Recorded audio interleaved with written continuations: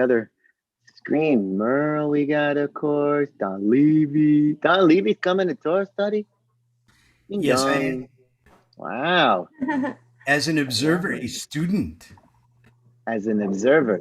Risa is looking fabulous. What happened to your Feeling headphones? good. Go fix your headphones. Looking good, Louis. I'm on my way.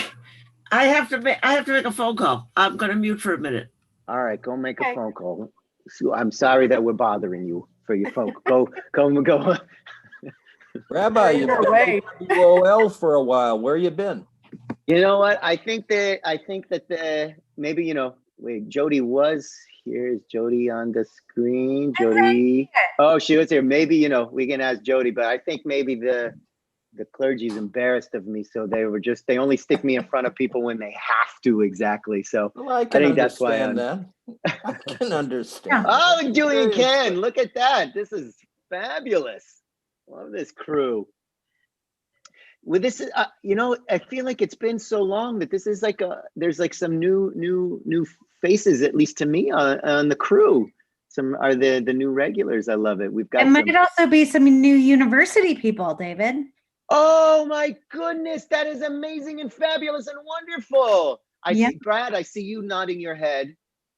Wonderful, wonderful. Some new university people. I love this. The Am Echad, this one people coming together. I love it. I love it. I love it. Well, it's pretty interesting because in Yitro, I guess we'll kind of get into this idea of this new coming together of tribes, creating. This is our one people moment, right? The coming together of tribes. This is our one people moment. But I do love it. All right. So let's see. For those of you who I have not met yet, keyword being yet, because we're meeting each other now, and we will have a wonderful opportunity to get to know each other over the many years that we will be together. I'm David Eshel. I'm one of our rabbis. Now, I guess one of your rabbis at Wilshire Boulevard Temple, and very soon, with our university community joining us into one big, beautiful community. I love it. I love it. I love it. Let's see, we got 2 pages of people. I want to open it up. I want to make sure. Julian Ken, we have Daphna, Harold, Panina. Oh, Safta's in the house. Lorraine, Phyllis and Warren for sure. They're doing their thing right there. I love it.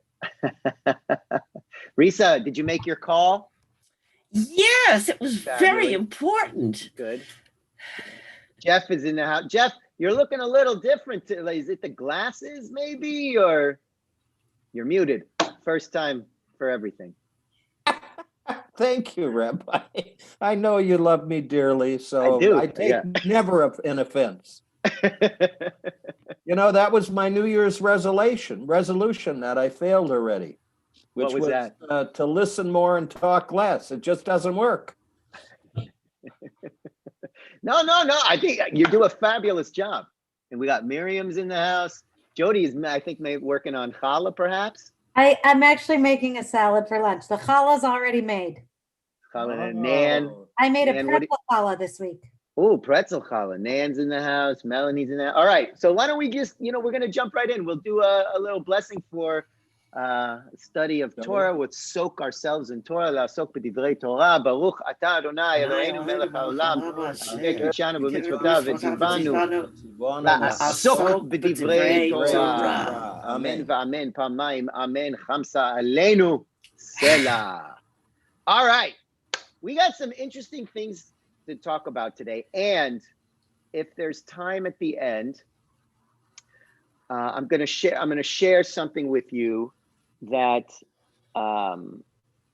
is a little less maybe academic and a little bit more for fun, but also something very useful.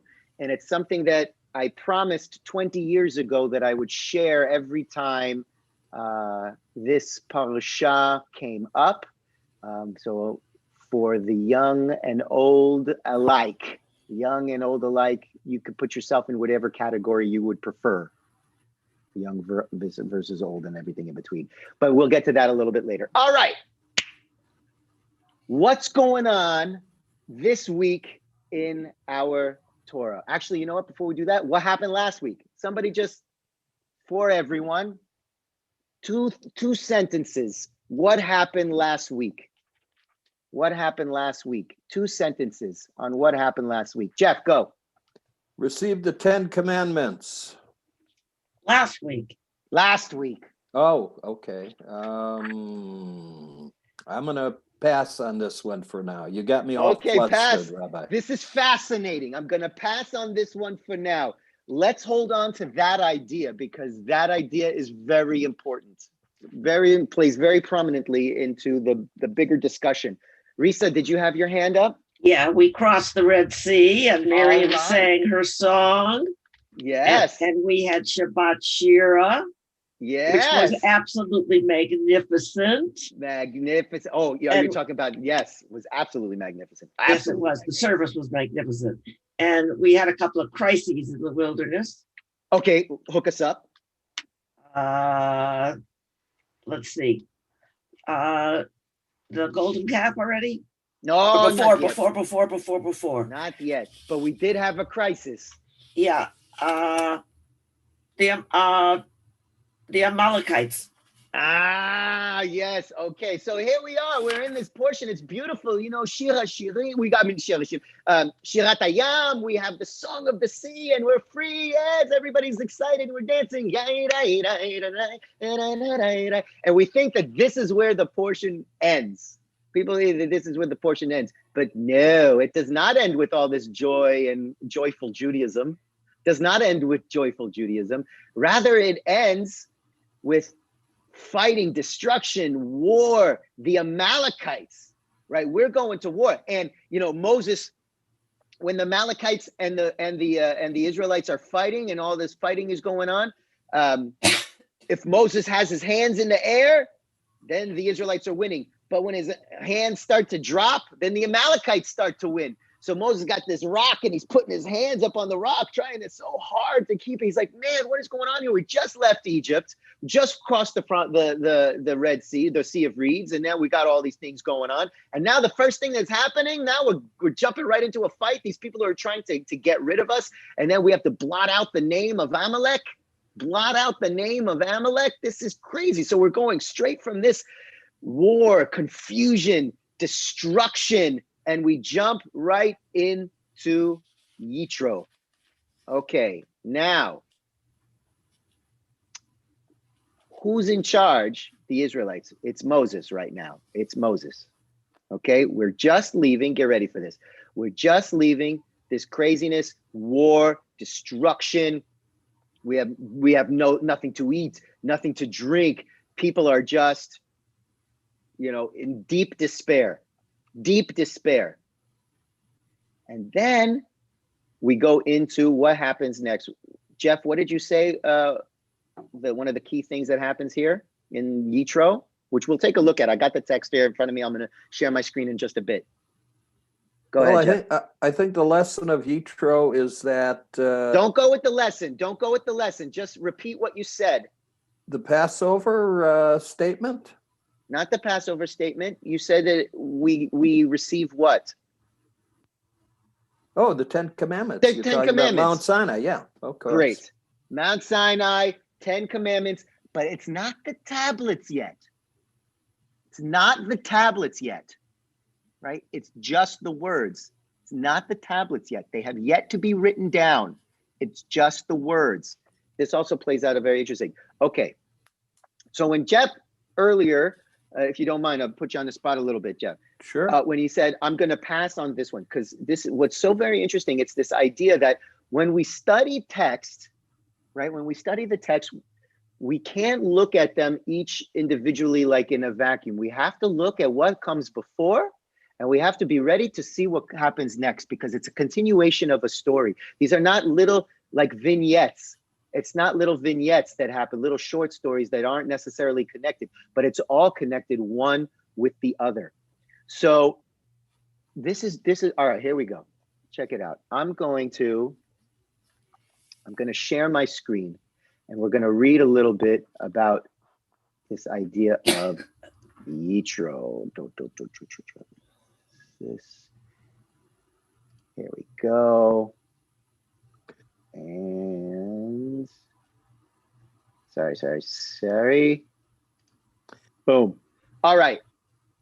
Can somebody please just tell me what they see on the screen, just so I make sure that we're all on the same page? Yitro text study. All right, fabulous. We see that Yitro text study. Let me just make sure I'm going to open up my board here so I see everyone. Shalom Safta. Pnina's here. She's working on her thing. All right. Don't look at that part. We're going to look back at that in a second. This comes from last week. But here we are, because we have to go back to that in a second. Here we are. This is the beginning of Yitro, and I'll read in English. All right, this is very interesting. Yitro, or Jethro, also known as Jethro, Yitro, priest of Midian. He was a Midianite priest. Okay, Moses's father-in-law. All right, so this is also very significant. It says Jethro was a Midianite priest. The Midianites were another group of people, right? Moses's father-in-law heard all that God had done for Moses and for Israel, his people, how the Lord had brought Israel out of Egypt. So Jethro, Moses's father-in-law, took Tzipporah, Moses's wife, after she had been sent home, and her 2 sons, of whom one was named Gershom, that is to say, I have been a stranger in a foreign land, and the other was named Eliezer, meaning the God of my father was my help, and he delivered me from the sword of Pharaoh. Jethro, Moses's father-in-law, brought Moses' son and wife to him in the wilderness, where he was encamped at the mountain of God. So Moses, right, when he left Egypt the first time and went out into the wilderness, and he met Yitro and Tzipporah, and he was married and he had 2 children. When he went back to free the people, all of this stuff, he went alone. He didn't go back with his family. He didn't go back to Egypt with his family. His family stayed with his father-in-law, his children and his wife, they all stayed. So it was only now, they still had no idea. Was their father alive? Was their father not alive? Right? Was her husband alive? Was he not alive? So Moses went off by himself. Jethro kept Moses' wife and children safe. Okay, so this is very interesting. The first line of the portion, Jethro, priest of Midian, Moses' father-in-law. This is the only time that Jethro is referred to as priest of Midian, Moses' father-in-law. The rest of the time that Yitro or Jethro is referred to, it's as Moses' father-in-law, Moses' father-in-law, Moses' father-in-law. 13 times when Jethro is referred to, he's referred to as Moses' father-in-law. Only once is he referred to as a Midian priest, Let's just kind of throw out some ideas. Why might that be? Why might that be? What do you think? Why? Let's just establish that he's a Midian priest, but let's focus on the fact that he is Moses' father-in-law. Just for, let me see, then we're going to move on to something else. But why would that be? Why do you think that would be? He had a very close. Go, Phyllis, go.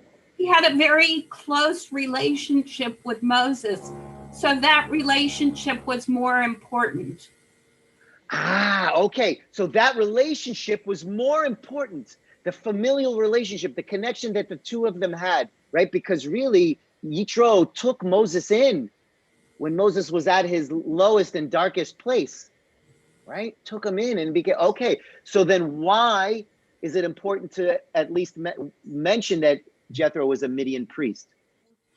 I'll take over. Yeah, go. It was because he's acknowledging our God. And as a priest, I think that's important for him. I think that's significant that he's identified as a priest at that point. But he's a Midian priest, right? He's not a priest of the Israelites. No, and I think that's the significance. Tell me, Warren. Tell us a little bit more about why that's significant. Because he's saying, hey, you guys have it. You've got the God, and Oh, Hey, interesting. I'm impressed. I like this. Okay, showing that he's not, that Jethro, Yitro, is not just like of the people Amcha, but this guy's a little bit more learned. He's seen things. He's got a belief. He's a leader. He brings people around. Okay, so people answer to him, and people look to him for direction. This is interesting because this is going to play out in just a little bit. Thank you, Warren. Thank you, Phyllis. Jeff, go. He may represent the first true convert in understanding of our God from a foreign people, because he is not one aware of all the events, but he comes to more or less study with Moses and share his knowledge and his advice with Moses. So he may go away back to his people in Midian with an entirely new philosophy of God. Okay. Okay. I love this. Great. Yes, yes, yes. Miriam, go. I appreciate your very probing question, because as many times as we read this, as I read it, in the Chumash, I never thought of their relationship until now. I knew he was his father-in-law. Okay. I knew he was a Midian priest. Yeah. And I knew that when he gave him advice, which he did, he gave Moses this wonderful advice of how to delegate. And Okay. And there he did it in a father-in-law, very interesting, very loving way. Didn't say, Moses, you're crazy. Well, he kind of said that. What are you doing? But the idea that he was a Midian priest and therefore another religion did not spoil their relationship. Moses did not feel this compelling Abraham type thing that we need to convert others. And therefore it shows how well people of different thinking can get along. Only they would. Wow. Beautiful. Okay, we're gonna get, I want to show us some stuff. This is fascinating. I love that, Miriam. Thank you. Jeff, do you have something you want to add before we move on? No, I'm fine at this point. Fabulous. You're fine at every point. Don't sell yourself short. Great. Here we go. I'm moving down here. So I have been a stranger in a foreign. So this is the son. He sent word to Moses, your father-in-law, I'm coming to you with your wife and your two sons. Moses went out to meet his father-in-law. He bowed low and kissed him. Each asked after the other's welfare, and they went into the tent. So yes, Miriam, and you're right about this relationship, and also Phyllis and Warren, when you're talking about how close they were. Beautiful, beautiful, because this is going to be very interesting. I want to get to this point, and I'm glad. Is Jody still with us? Yes, I'm here. Okay, good, because I'm going to be talking about you in a little bit, just so you know. Okay. And I'm also going to be talking about Risa, just so you know. Get ready. Here we go. All right, so, because this is fascinating. The next day, so they're talking, they're hanging out, and now Yitro sees what's going on with Moses. The next day, Moses sat as magistrate among the people, while the people stood about Moses from morning until evening, right? They're like lining up. They've got problems. Moses is, at this point, thinks he's the only one who can handle any problem, big or small, it doesn't matter, right? God put Moses in charge. That means that God must think that Moses is the only one who could do this. And they're like lining up. You could just imagine a line of people, and Moses just kind of sitting there looking down at other people. And by the time, it says, from morning until evening, he's busy dealing with problems. He's busy dealing with problems. How can he even imagine leading the people, start walking anywhere, if you're just sitting there listening to people kvetch from morning until evening and having to then deal with it, right? Moses was unable to see this. Moses was unable to see this. And this is where we're going to get to the point in a little bit. Okay. But when Moses' father-in-law saw how much he had to do for the people, he said, what is this thing that you are doing to the people? Why do you act alone? Right? Why do you act alone? While all the people stand about from morning until evening. Moses replied to his father-in-law, it's because the people come to me and to inquire of God. When they have a dispute, it comes before me, and I decide between one person and another, and I make known the laws and teachings of God, right? He thinks it's all on him. He thinks it's all on him. But Moses, his father-in-law, said to him, the thing you're doing is not right. You will surely wear yourself out, and these people as well, for the task is too heavy for you. You cannot do it alone. Now listen to me. I will give you counsel, and God be with you.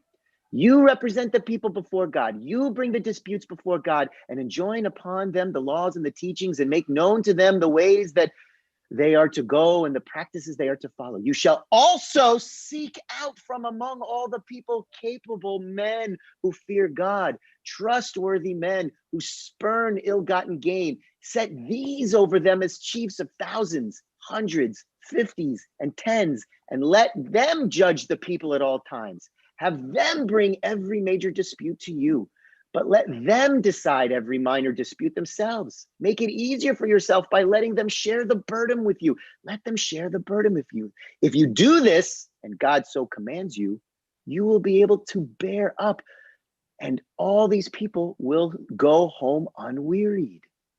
And then Moses heeded his father-in-law and did just as he had said. All right.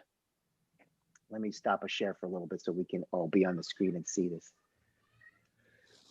Who can, in a nutshell, Murrow, hook us up. What do you want to say? And also just kind of give us a little, bring it all together. What just happened? It's about delegation. Correct. He couldn't be doing it all alone, and he needed to pick his people that were willing to do it. So why is it that Moses didn't, what is it? I mean, he had all these other, he had chieftains, he had all these like God-fearing people. He knew all them. He knew that there were leaders of all the tribes. Why did it take this? Because before he didn't have to think about it. He just did it by rote. Before he didn't have to think of, okay, but this is now a new situation, right? Now we are in a new situation. But it's hard to make that decision. He may not have even known to be able to make the decision because he was so in it himself. He had no vision. Brad, go ahead. Thank you, Merle. Brad, go. Well, that gets back to the Midianite priest. Beautiful. He's the outsider. He's the other who brings a new perspective on things to Moses that Moses needs at this point. Beautiful. So we can learn from the other. Okay. Oh, this is amazing. Okay, yes, we can learn from the other. However, what needs to be established first? Well, what needs to be, yeah. Yeah, he's also the father-in-law.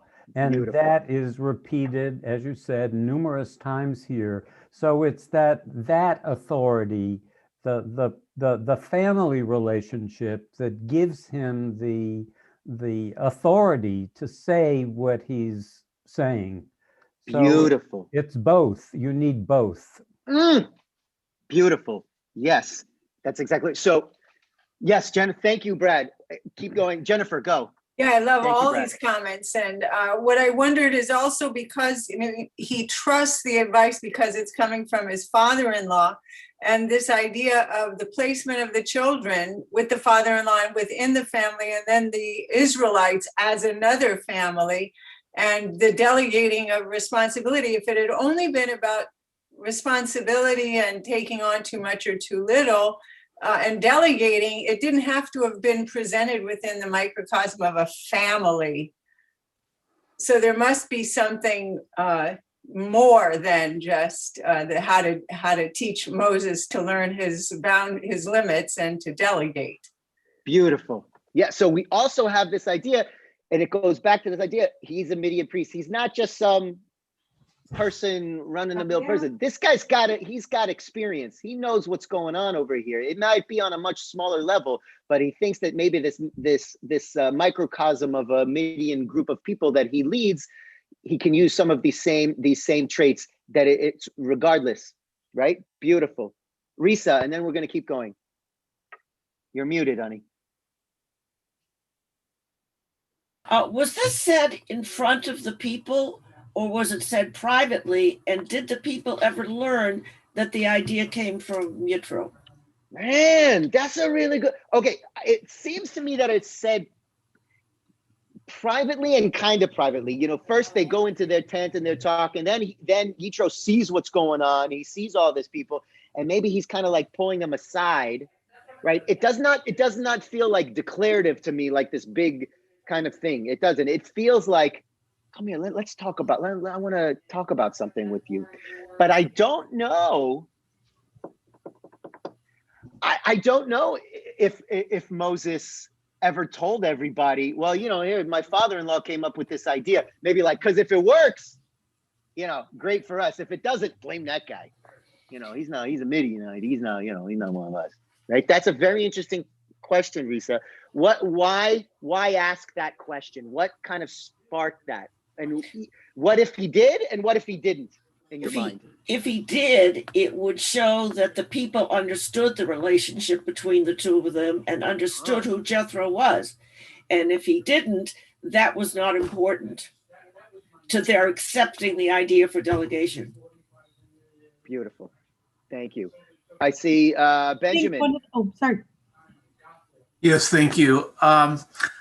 One point that comes to mind is the father-in-law, and it helps us, you know, make that connection with the importance of our wives, and the father-in-law is certainly related there, and how we have to value and cherish our wives and their fathers and mothers. So he got that good advice from the father-in-law. And then the second thing is just that the advice to, you know, not worry about these details and focus on the big picture, Moses, because that's really what you're here for, is the big stuff. Ah, great.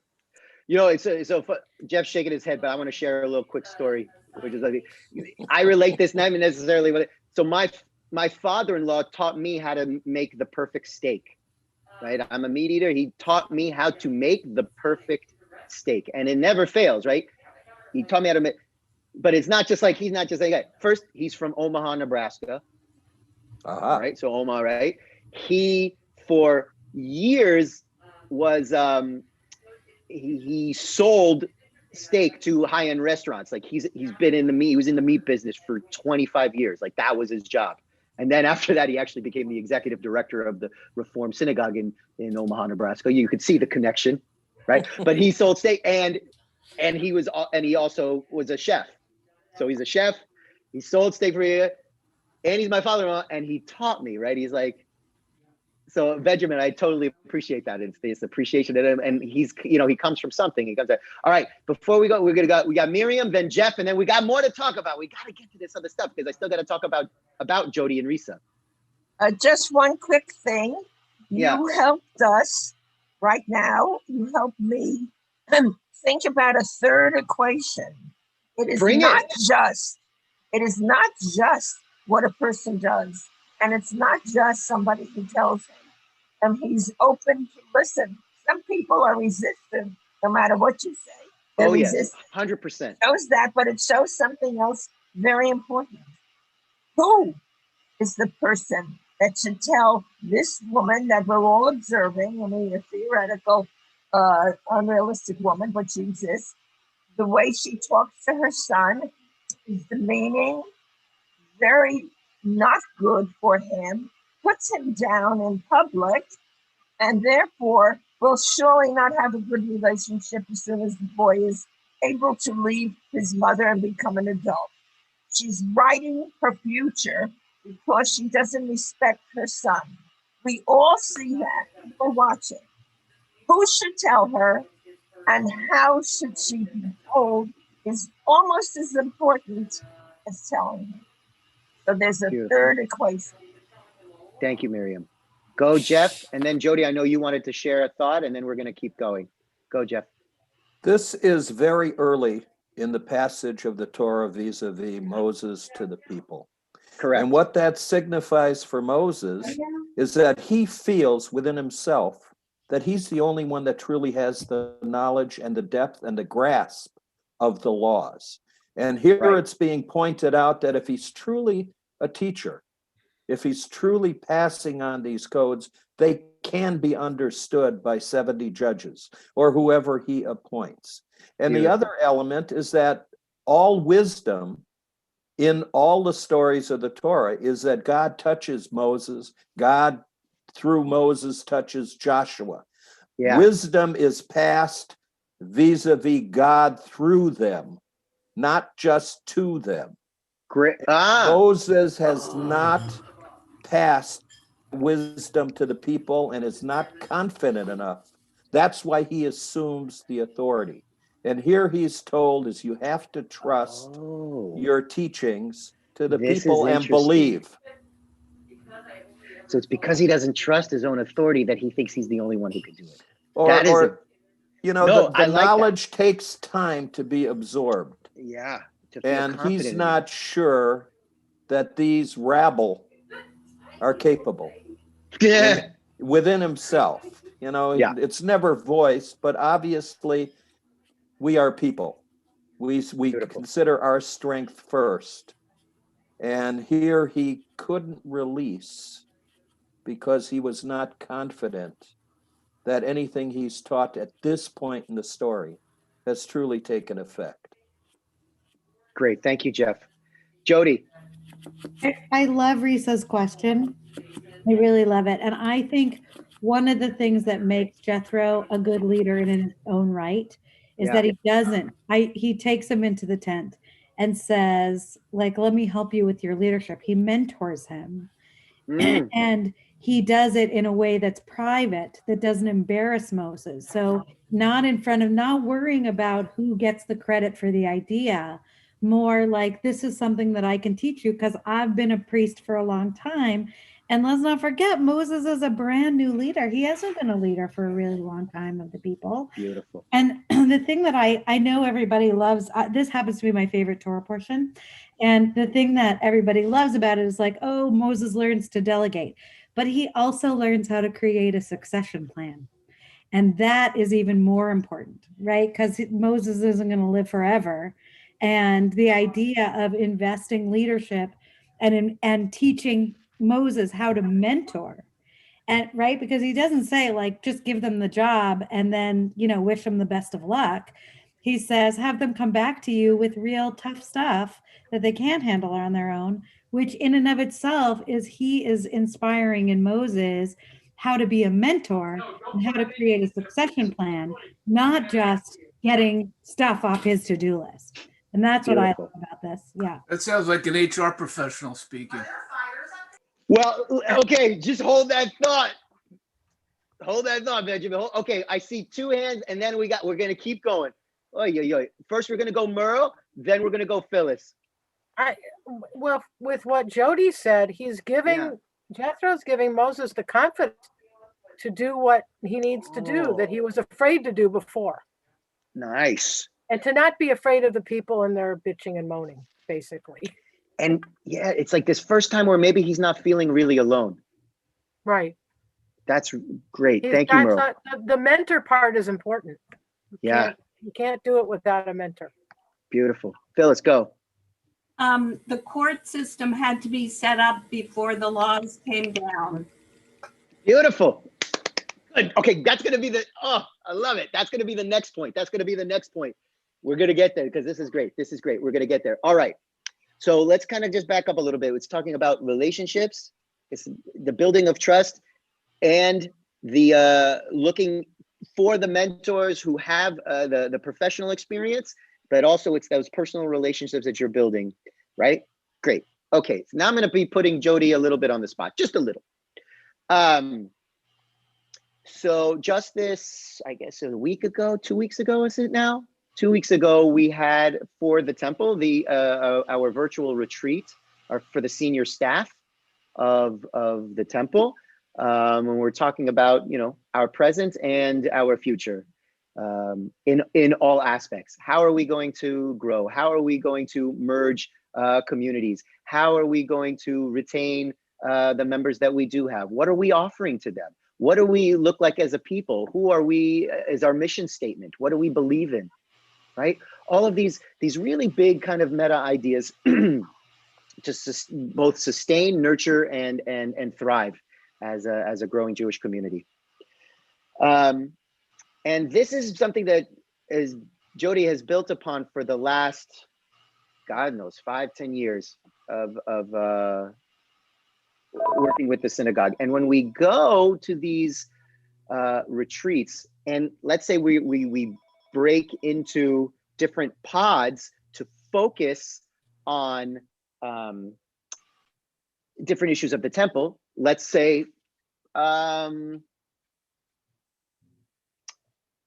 recruitment or outreach. Let's say outreach, right? Well, let's think about the outreach. And then there's a group of people that are put together for outreach. And in this group, right, we have, I'm just throwing out there, it's not just from one area of the temple. You have clergy in this group. You have people, administrative staff in this group. You have security people in this group. You have like those in charge of maintenance in this group. You have people in charge of heads of education in this group, right? You have, so when Jody doesn't just randomly assign these groups, like I'm gonna just go boom, boom, boom, boom, boom, boom, boom, see, let the chips fall where they may. No, it takes a lot of strategic thinking, right? So when you talk about human resources and whatnot, it takes a lot of strategic thinking of who do you want to put in a room, right? That so often, like if I'm just in a room, if we're talking about recruitment, or let's say something that maybe that I'm more specific about, worship and communal gathering, right? What would be the benefit of having somebody from, let's say, education in my group? What would be the importance of having somebody from like maintenance, like, or the facilities of what the space looks like in my group? What do you think? What would be the purpose of having somebody like that in my group? Merle. Everyone in that group has a relationship, no matter what part of the building or business. Beautiful. Okay, so it's about, so fabulous. So talk more about that. So what would be the purpose? What would they have to say? What would somebody from education have to say about the way that worship would look like at the temple? What would somebody from facilities, or the management of the space, have to say about worship at the temple? What would they have to say about that? Oh, I'm the rabbi. I'm the one who talks about the worship. What would they have to say? But everybody in that group, no matter what part of the temple or organization they're a part of, has a responsibility to the person next to them, across from them, around the room, whatever shape the room is. Whether it's maintenance in the sanctuary or maintenance in the school buildings, they all have a relationship with each other, and they have to coordinate on a day-to-day basis. Right. Yeah. Beautiful. And they are going to see things that I don't. Right. Correct. Right? They will see things that I do not. And my relationship with them, right? This time I spend all this other time in building, A, I understand their expertise, and B, I trust in them because I also know who they are as people. So somebody from education is different ways of engaging people. They'll be able to talk to me about that within tefillah, within services. Somebody who understands the makeup of a building will be able to say, you can't put a whole group of people over in this space because they're not going to feel comfortable. They're not going to listen. They're not going to feel able to really engage. You need to think about the way that you make up a space, which I spatially may not be able to see, but somebody who this is their job will be able to see and be able to share that with me. Right? So Jody is very smart when she puts together these groups, right? To then come back to the community. Jeff, go, and then we're going to keep going. Yeah. Well, the wise leader puts together groups in order to maximize the experience and minimize the failures. The experiential value of each individual brings the group together and allows them to be successful. Because as you say, you don't know every facet of the temple around you, or of the people around you, or of their roles, but they know technically and physically what works, what doesn't work, what has been tried in their particular areas, and they know the path to success when it comes to answering a question in their area of expertise.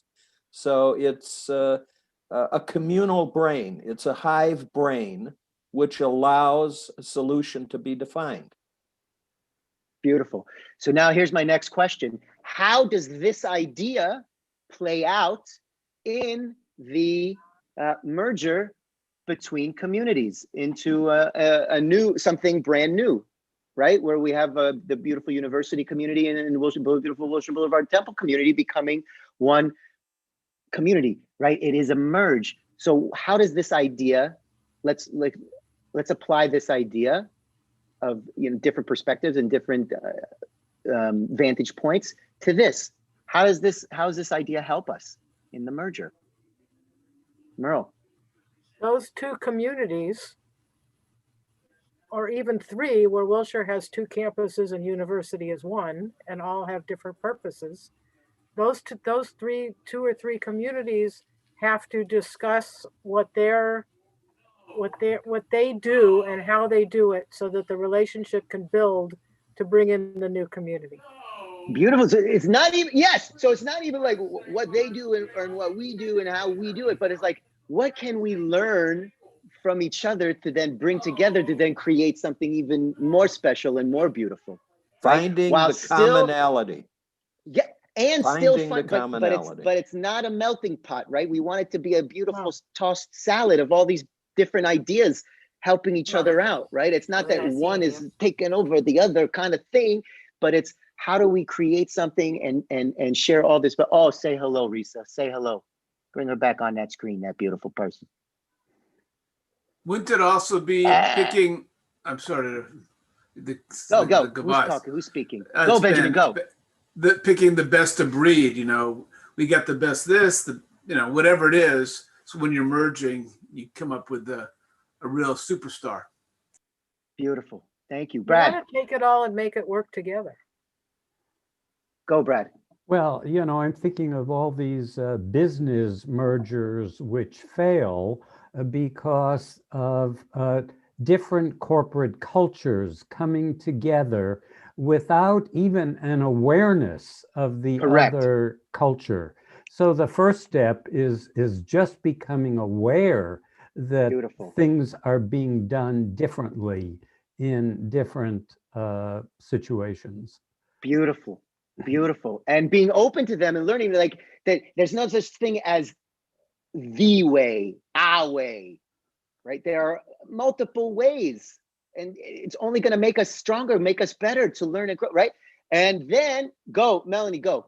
And then, go, Melanie, go. Oh, okay. What I wanted to say is that Wilshire Boulevard Temple runs a lot differently, I believe, than University Synagogue. Actually, I worked there years ago, and we belonged to Temple Beth David for 30 years. They run with the Union of Reform Judaism, URJ, and Wilshire Boulevard does not. So they have a lot of different organizations in place. A sisterhood that's run with WRJ. I don't know if they have a brotherhood right now. They have a lot of clubs.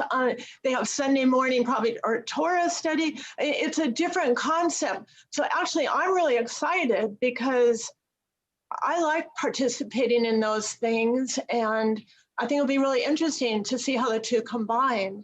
I think it's a big challenge, but I think it's an excellent idea. Beautiful. It's just two different organizations melding in different ways. Thank you. And now it goes back to the relationship. Here's also why I'm calling out on Risa, because Risa she dances beautifully, right, with these communities, and I look to her as a real beautiful, both in the personal and in the professional, right, way of helping bring these families together. Right. I mean, that's why sorry, Risa, I'm calling you out, but that's okay. And the thing is, she also has it from the professional understanding, right? As a very active leader among our people's greater Jewish world, so she comes with that cachet. So that's what's, great. I do have experience. I'll tell you what I'm doing. Go. And It's then not, Pina, I saw you. it's the clubs and the organizations, but it's the individual people. So the sisterhood is very afraid. They're very afraid. Every board meeting, they keep bringing up, how are we going to merge with Wilshire women of Wilshire?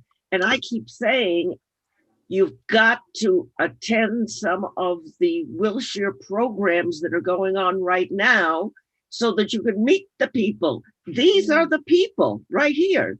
So we do have some of our people who are attending Wilshire events and programs, trying to get to know the clergy. They're very worried about getting to know the clergy. They keep wanting to have meetings now. And I keep saying to them, you have to wait. We're not merged yet. But you can meet them the other way, because you talk to the leadership of Women of Wilshire, they don't want to talk to us yet. They don't know what's going on.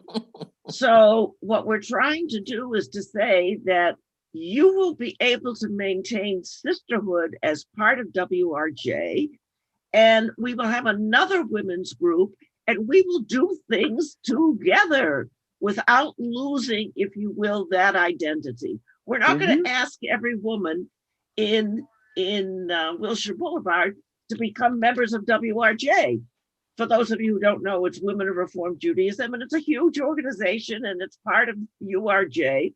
It doesn't make sense. It's not going to happen. So that's what I've been doing, is working very hard to make sure that they're comfortable and they know that they're going to be accepted as a group and they're going to be accepted as individuals, and the rabbis are not to be afraid of. Just like Moses was afraid of his people, these people are very afraid about, they don't understand how 8 rabbis can function with them. They're only used to 1 or 2. And we're going into a wilderness.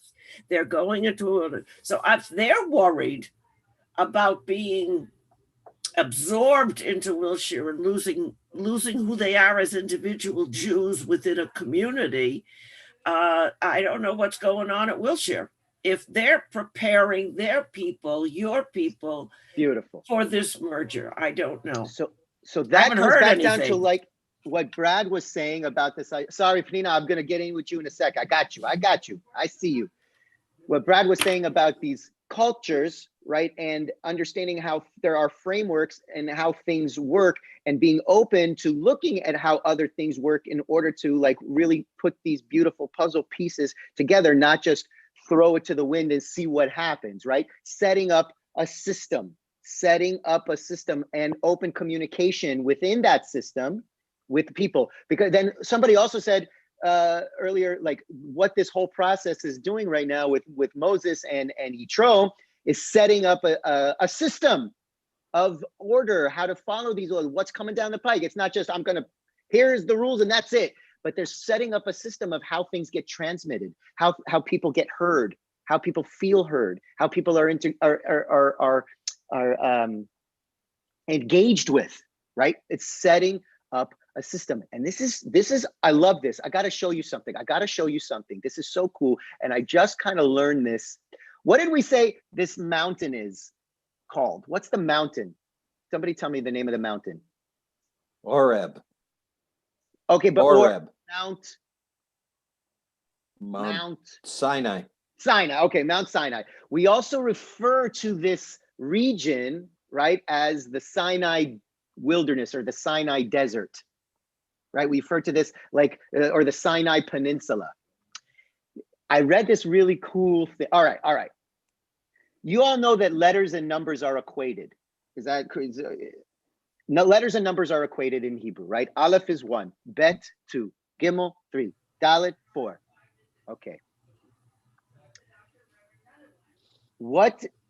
These people are in the wilderness, right? They just thrown. They're like, what is happening? We don't know. We don't have any rules yet. We don't know what's going on. It's just going to be, we're going all over the place. We're also in this point. What does this mean, merger? We don't know what's going on. We don't have these words, all of these kind of things. We are not in the Sinai wilderness. We are in something else. Let me show you this. Let me just show you this. This was fascinating, what it's actually called, and then how the name gets changed. I'm gonna share my screen. Boom. Boom. All right, let's go back up. I'm going all the way back to the Amalekites. From the wilderness of Sin, the whole Israelite community continued by stages as the Lord would command. They encamped at Rephidim, and there was no water for the people to drink. But the first line, from the wilderness of Sin, okay? So this area is not called Sinai, it's called Sin. It's not called Sinai in Hebrew, it's called Sin. Just here. And then it's referred to as Sinai when they go to the mountain of Sinai and they receive what? What do we receive in this piece, in this Torah portion? 10 Commandments. The 10 Commandments. Okay. The number, Ben's like, yeah, 10 Commandments. The number 10 is what letter in Hebrew? The number 10 is what letter in Hebrew? Yud. Yud. It's Yud. The Yud here represents the commandments, the structure, the laws, the ways of life, the direction of life, how we're going to live together. When you add the Yud to Sin, this wilderness of Sin, it transforms the wilderness of Sin into Sinai. It transforms it into Sinai. So Sinai, the wilderness that we are in, is not a full, true wilderness of anarchy. Within our wilderness, we have that now the beginnings of a structure. When you insert the commandments into your wilderness, now we've got structure. We've got something to foundation to build upon, right? And I found that beautiful. This idea. Now, check it out. What is the purpose of this section of Yitro? There's these two beautiful commentaries that say that this Yitro section was kind of made up and thrown in here, right? That this whole thing was kind of made up and thrown in here as a way to help us as the readers understand and feel the transition. Because what happened right before it was war, it was Amalekites, it was them fighting us. We're going from slavery to now we're going into this wilderness of chaos and anarchy, and now we're just fighting. And now all of a sudden, here, follow these rules. Whoa, what? But no, that this story is inserted as a beautiful transition from this kind of chaos and anarchy to this idea of the Yud, right? Of structure and something that's going to help us move forward, right? And it's inserted here as the transition, right? First, let's establish a system, a judiciary system, and then we can give you these laws and these rules that will help you with our journey. Sorry, Pnina, go. I know you had a thought, and I told you I was going to get to you, and I apologize it took so long. You're muted. You're muted, Pnina. Sorry. Okay, now? Yes. Beautiful. Okay. Well, the idea also that he chose people gives us the foundation for the vote that we have today. We're voting. We're picking people. We give our opinion that way. And when Yitro told them, "Kach lecha," it means start choosing, start picking up the ones who are really up to the job. So pick the ones that are up to the job, that they have certain qualifications. There's certain things about them that will make them beautiful. And that became the base of the judicial system today all over the world. You have the Supreme Court, you have the regional court, you have the whatever. So you go down the stage, but the power is in the people, and they could choose. And that's it. Beautiful, Pnina. Thank you. Brad, go. Well, I think what this passage is showing us today, and what we see in the business world, is that what you need for a successful merger is enlightened leadership, a leadership that recognizes that you just can't throw people together and think that magically it's going to meld. You need a plan, and that plan has to come from the enlightened leadership of the organization. It's beautiful. Very well said. Beautiful. Very well said. Jeff, go. 2 comments, if I may. Thank The you, Brad. first response to Brad in that successful mergers are not on an intellectual level necessarily. Yes, the planning and the organization Not may just. be. Right. And the difference of success versus failure is a commonality of emotional value and experience that they share. Because people only work together when they sense a common purpose, a common need to achieve a certain end. So it's more not the heart, I mean, not the brain, but it's a level of emotional union between groups working at a common purpose. Yeah. The intellectual level as well. Because you have to be able to focus that emotion. You have to be able to focus that emotion, right? Like, for example, one of the mutants in the X-Men, Cyclops, he's got these glasses that he pushes these glasses and he shoots these like rays out of his glasses, but the glasses are helping him to focus those rays, because if he takes off his glasses, the rays just go everywhere, right? So you need to have that emotion, right? But you need to have that plan, the mind, like Brad was saying, with the emotion to really focus that. Oh, I can't even believe the time. The second comment, if I may quickly, echoes something about the period of disruption and disorganization and changes that occur at this point. And I think the entire 10 Commandments is upside down in the sense that covetousness, the 10th commandment, yields the need for every other commandment. The disorganization and disharmony and negative qualities of people vis-a-vis covetousness need to breed all the other values of the 10 commandments. Oh, beautiful, beautifully said. And that actually leads me to another point. Oh, yeah. Okay. Do you guys have a couple minutes? Can I just give you another kind of thing? All right. Because, because this is very interesting. This is a completely other point. That there is no hierarchy. That commandments are not hierarchical. There is no got them reverse, right? That there's a teaching that says that we actually heard all of these at once in one word, right? And there's a beautiful but we as humans, our brains don't work that way. We need to be able to, compartmentalize and discern and break things apart. That's the way that we see things. But it's a really beautiful piece in Lecha Dodi. When there's a piece in Lecha Dodi, does anybody remember the part that's about Shabbat in Lecha Dodi? Goes, whoa, Jody, go, Jody, go. Shamor v'zachor b'dibur echad, hishmi'anu. Shamor v'zachor b'dibur echad, hishmi'anu el hamyuchad, right? Okay, why does it say that?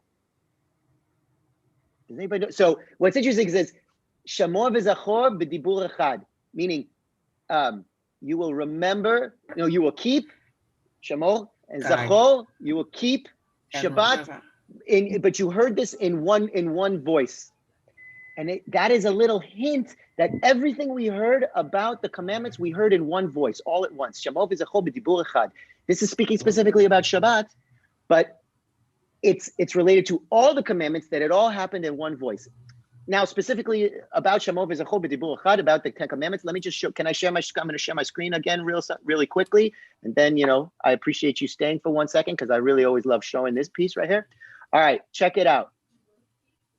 We're going down. I'm going to show you the 10 commandments from this Torah portion. There you go. That's it. Rega. Great. Okay, look at number 8. Do you see my mouse? Yep. Yeah.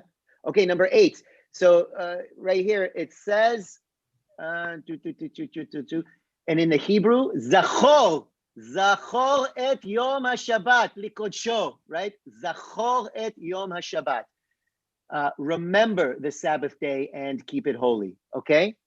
Now, if you realize this, or maybe you know this, that the 10 Commandments are recited again in Deuteronomy. Deuteronomy.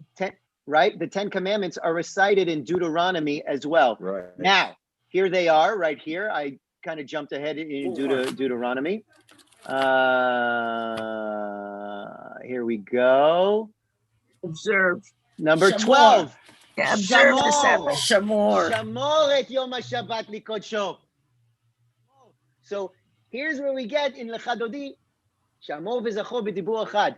In Deuteronomy, it says Shamor, right? You will keep them, right? And in Exodus, it says Zachor.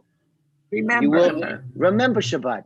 So here we get this kind of duality. Well, it's this one and this one and this one and the other one. So in Lechadodi, it's Shamor v'zachor b'dibur achad. When we're talking about Shabbat, it's all in one voice. We relate all of that, actually. We relate that idea to all of the commandments that we actually, when we were standing at Har Sinai, that we heard the recitation of all commandments all at once. It was just like one sound. And then the one sound in our head, then like a computer broke it apart into all its individual pieces. But there is no hierarchy of commandments. I'm not saying I agree with that statement. I'm saying that this is one of the teachings, because like I'm sure we could do multiple classes arguing about, well, you know, is mixing linen and wool really the same as do not murder? I don't know. Right? Shotness. So with that, wait, let me stop sharing my screen. With that, thank you for staying over time a little bit. I really appreciate your time and you coming and hanging out. And for those of you who I don't know well yet, keyword being yet, I look forward to spending much more time with you, both on Zoom and, God willing, as soon as we possibly can, in person as well. Oh, wait, well, let's see. Hannah's just sent something. Don't forget, if you enjoyed these programs, continue to be contributing to, oh, okay, texting. So here we go. Just keep an eye out on your emails and websites on all the fabulous information opportunities for us to gather and get to know each other as we go into this beautiful merger. All right. Shabbat shalom, everyone. Shabbat Shalom. shalom. Rabbi, this was wonderful. Wonderful. Thank Glad you. you're You back, gave us Rabbi. such new, Rabbi, you gave us such new insights. Something that I don't we know all about that, but know. I'm just appreciative to all of you and your participation. Well, we appreciate you. Thank you, Your Miriam. enthusiasm. Shabbat shalom, everybody. Fabulous. Shabbat shalom. Shabbat shalom. Bye, everybody. Bye-bye.